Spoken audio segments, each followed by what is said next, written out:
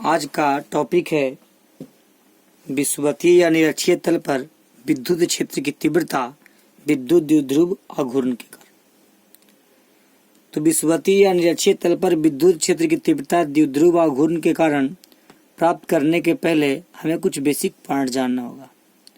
इन basic points के मदद से हम इस फार्मूला को आसानी से सिद्ध कर पाएंगे। वो आपका बेसिक पॉइंट्स में पहले आप लोग को बता दिया गया है वैद्युत द्विध्रुव, द्विध्रुव आघूर्ण। यह एक नया पॉइंट है, विषुवतीय तल या निरक्षीय तल इसी को कहते हैं। फिर एक फार्मूला आप लोग पढ़ चुके हैं, 8 या 9th क्लास में पढ़े होंगे, कर्ण बराबर अंडर रूट लंब स्क्वायर जोड़ आधार स्क्वायर। इसी प्रकार संगत कोण एकांतर कोण के नाम से परिचित होंगे, सदिश का घटक। फिर आपको बिंदु आवेश के कारण विद्युत क्षेत्र की तीव्रता, एक कुछ फार्मूला बेसिक है, रूट ए बराबर ए के पावर 1/2 पढ़ सकते हैं। अगर किसी भी रूट का स्क्वायर किया जाए, स्क्वायर से रूट है जो कैंसिल हो जाता है। ये सब बेसिक पॉइंट है। तो वैद्युत द्विध्रुव में आप लोग को इतना जानने के बाद हम आएंगे विषुवतीय या निरक्षीय तल पर विद्युत क्षेत्र की तीव्रता द्विध्रुव आघूर्ण के कारण। तो विद्युत द्विध्रुव पढ़ाया गया था समान परिमाण, यानी कि यह भी आपका 1 कूलम है, यह भी आपका 1 कूलम है, लेकिन दोनों का डिफरेंस यही है कि यह है जो 1Q, यह भी 1Q, लेकिन यह पॉजिटिव है, यह निगेटिव है। समान परिमाण का जब दो विपरीत आवेश बहुत कम दूरी पर स्थित होता है तो उसे हम लोग बोलते हैं द्विध्रुव, वैद्युत द्विध्रुव। फिर बताया द्विध्रुव आघूर्ण में क्या होता है, तो किसी एक आवेश का परिमाण, जब परिमाण बोला जाता है तो मोड लगा दिया जाता है। किसी एक आवेश का परिमाण और दोनों आवेशों के बीच की दूरी के गुणनफल को द्विध्रुव आघूर्ण कहते हैं, जिसे हम लोग P द्वारा सूचित करते हैं। इसका SI मात्रक होता था कूलम मीटर। यह एक सदिश राशि है। नया फार्मूला हो गया द्विध्रुव आघूर्ण, इससे आप परिचित हो चुके हैं। विषुवतीय तल या निरक्षीय तल का मतलब होता है कि द्विध्रुव आघूर्ण के, जैसे +Q हो गया -Q हो गया, दोनों है जो बहुत कम दूरी 2a पर स्थित है। द्विध्रुव आघूर्ण के मध्य बिंदु के लंबवत तल, यानी कि द्विध्रुव आघूर्ण के मध्य बिंदु से लंबवत तल को विषुवतीय तल या निरक्षीय तल कहते हैं।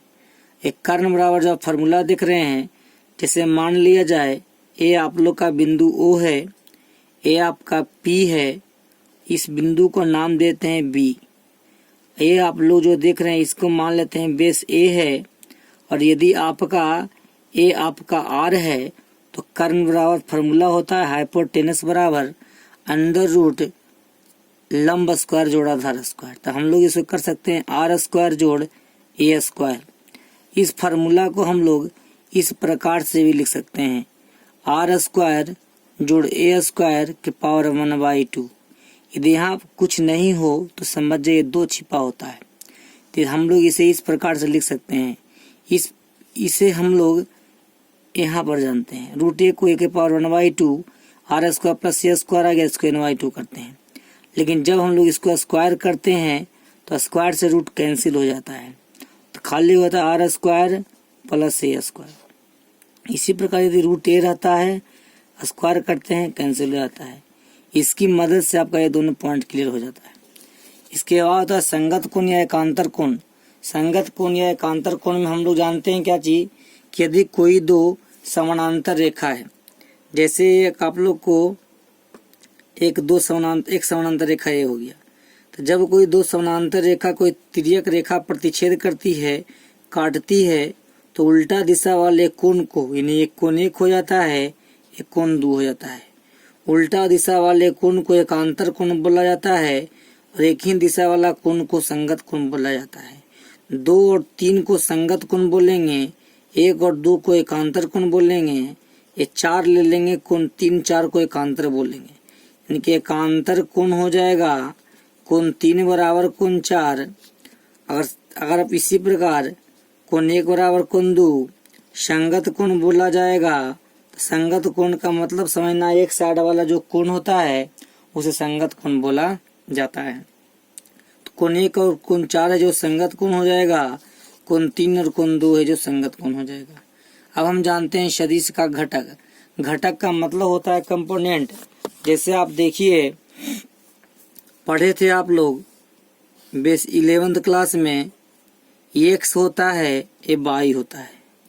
मान लिया जाए आप लोग का बिंदु, इसका नाम देते हैं मूल बिंदु से दिया, इस बिंदु का नाम पी देते हैं। यदि बिंदु पी है, इसका वेक्टर का नाम यदि E1 मान लेते हैं और इसके साथ एंगल थीटा बनाता है, तो इसका कहा जाएगा एक्स का कंपोनेंट क्या होगा, वाई एच का कंपोनेंट क्या होगा।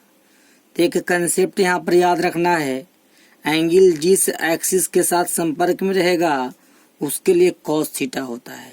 जब एक्स पर कहेगा कंपोनेंट, तो एक्स पर का कंपोनेंट हो जाएगा E1 कॉस थीटा, इसके लिए हो जाएगा E1 साइन थीटा।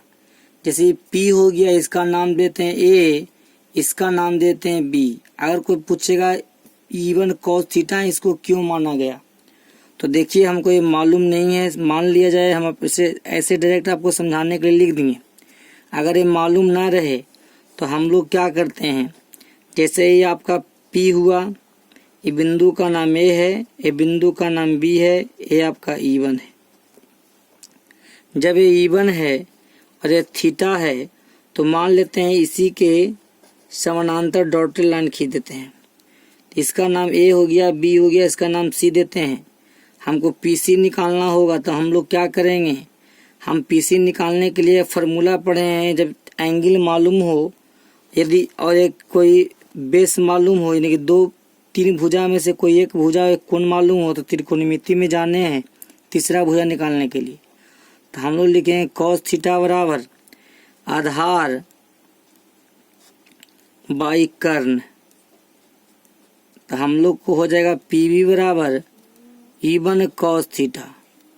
ठीक उसी प्रकार जब हम लोग को PA निकालना रहेगा तो हम लोग करेंगे साइन थीटा बराबर, ये इसी के समानांतर हो जाता है तो लंब और बटा कर्ण हो जाता है E1।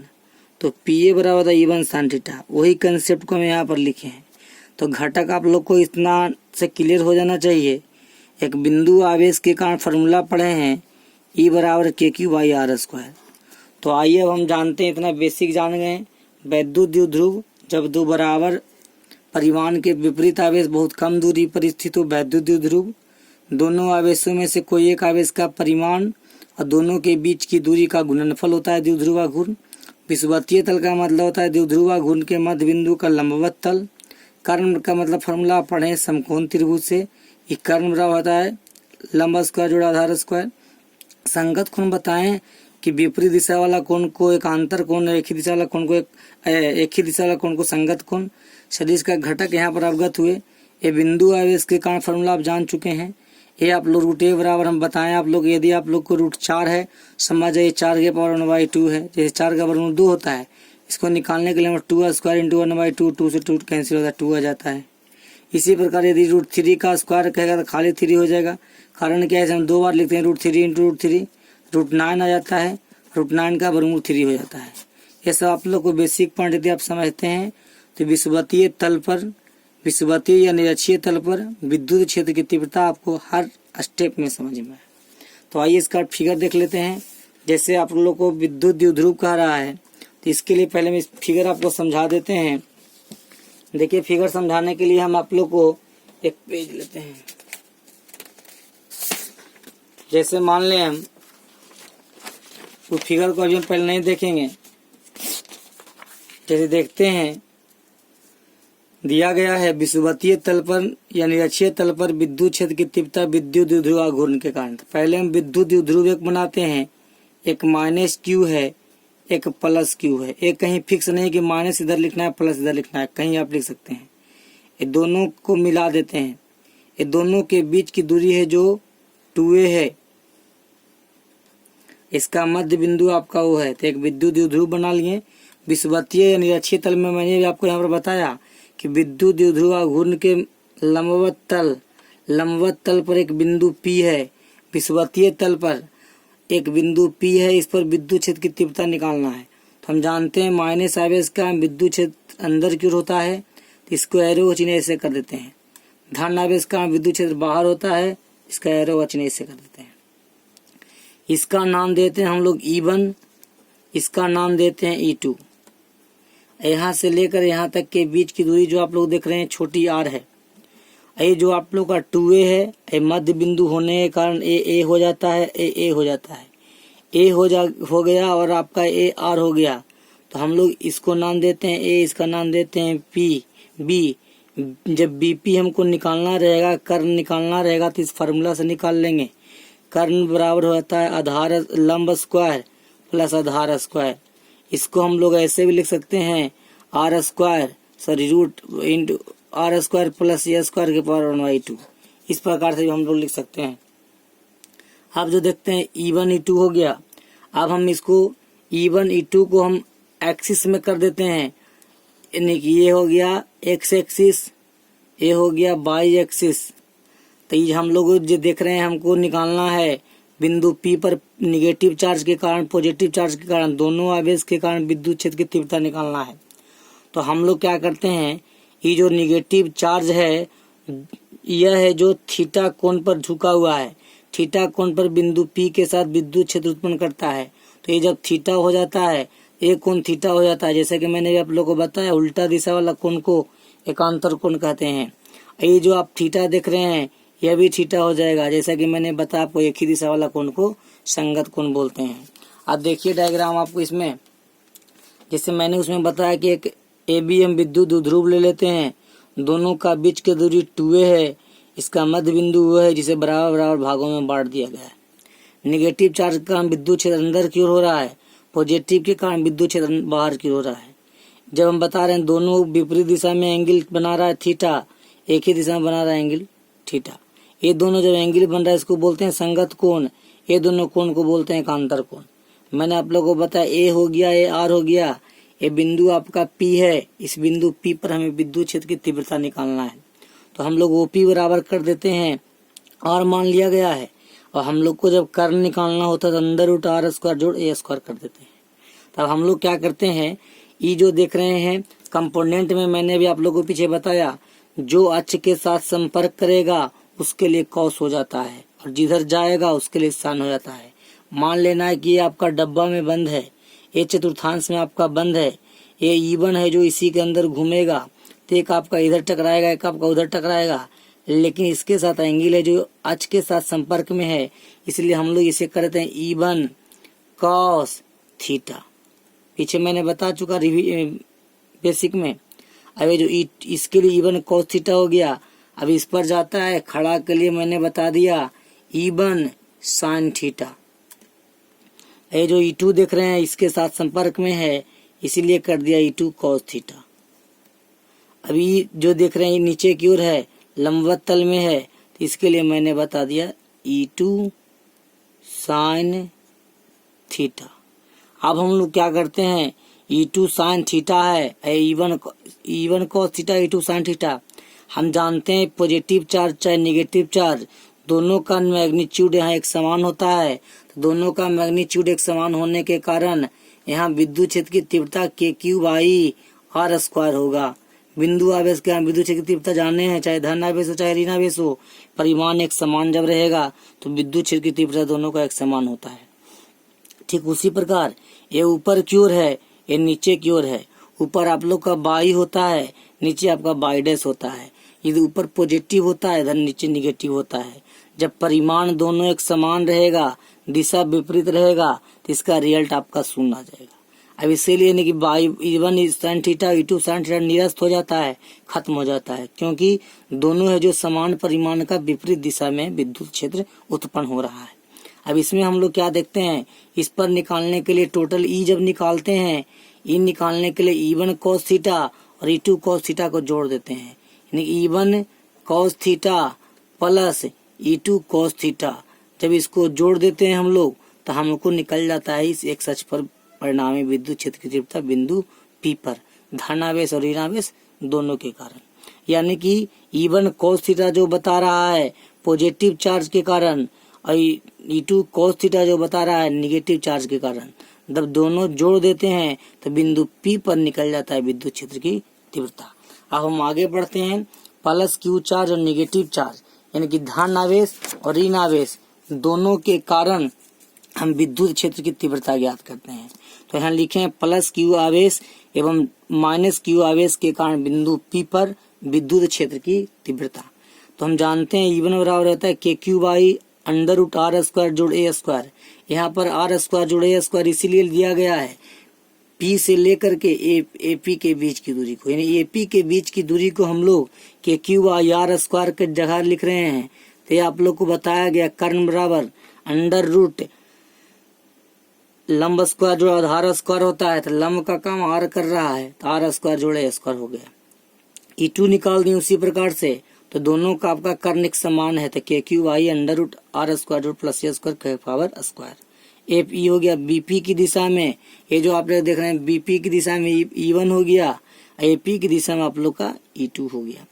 अब हम लोग बिंदु P पर परिणामी तीव्रता निकालते हैं E1 cos थीटा और E2 cos थीटा। E1 का वैल्यू यहाँ लिख दिए लाकर, E2 का वैल्यू रख दिए लाकर। अब हम लोग क्या करते हैं, इसके बाद देखते हैं दोनों को जोड़ दिए, दोनों एक समान है। जैसे आप यहाँ देखिए E1 cos theta E2 cos theta mode में रहने के कारण दोनों पॉजिटिव है, दोनों एक समान है, तो एक एक आपका 2 हो गया। इसी प्रकार यहाँ हम लोग जोड़ दिए, दोनों जोड़ करके 2KQ cos theta by R square जोड़े स्क्वायर। आर स्क्वायर जोड़े स्क्वायर क्यों आ गया, क्योंकि हम यहाँ जान रहे हैं स्क्वायर से रूट कैंसिल हो जाता है, तो स्क्वायर से रूट कैंसिल कर दिया गया है यहाँ पर, तो दोनों जोड़ दिया गया है। अब हम देख रहे हैं चित्र से, चित्र में हम लोग क्या देख रहे हैं, चित्र में यहाँ पर देख रहे हैं हम लोग, चित्र में हम लोग देख रहे हैं चित्र से cos थीटा बराबर होता है आधार बटा कर्ण, आधार बटा कर्ण ए बटा अंदर रूट आर स्क्वायर जोड़े स्क्वायर। हम लोग पीछे बेसिक में अभी आप लोग को बताया रूट को यहाँ पर 2 छिपा रहता है, इसे हम लोग इस प्रकार से भी लिख सकते हैं, आपका कुछ नहीं ब्रैकेट में R square plus A square का पावर 9/2 लिख सकते हैं। आप लेकर चलते हैं cos थीटा का वैल्यू हम यहाँ पर ला करके रखते हैं cos थीटा का वैल्यू। तो देखिए यहाँ पर cos थीटा का जब वैल्यू ला कर रखते हैं तो 2KQ by R square plus A square, ये आपका पहले से था 2KQ by R square plus A square cos theta बराबर आधार बट्टा कर्ण, आधार बट्टा कर्ण रख दिया गया। इतना का मैंने बताया, इस प्रकार से लिख सकते हैं। तो ये भी 1/2 और 1 है। जैसे हम बच्चा क्लास में पढ़े हैं बेसिक में क्या होता है, a के पावर m इंटू a के पावर n, जब आधार बराबर होता है तो घात जुड़ जाता है, m प्लस n हो जाता है। ठीक उसी प्रकार आधार बराबर दोनों एक समान है, बेस इक्वल है, तो पावर ऐड हो जाता है 1/2 और 1, एक और 1/2 को जोड़ते हैं 1.5 हो जाता है 3/2। E बराबर 2KQ A Y are square जोड़ ए स्क्वायर फार्मूला आता है। 2KQ जो देख रहे हैं KQ इंटू ए, यहाँ पर हम आगे आकर देखते हैं, यहाँ 2KQ इंटू 2A को अंतिम तक वहीं छोड़ दिए हैं हम लोग। यहाँ Q इंटू 2A को हम लोग पढ़े हैं Q इंटू 2A बराबर P, विद्युत द्विध्रुव घूर्ण। तो यहाँ Q इंटू 2A को यहाँ P लिख दिया गया है।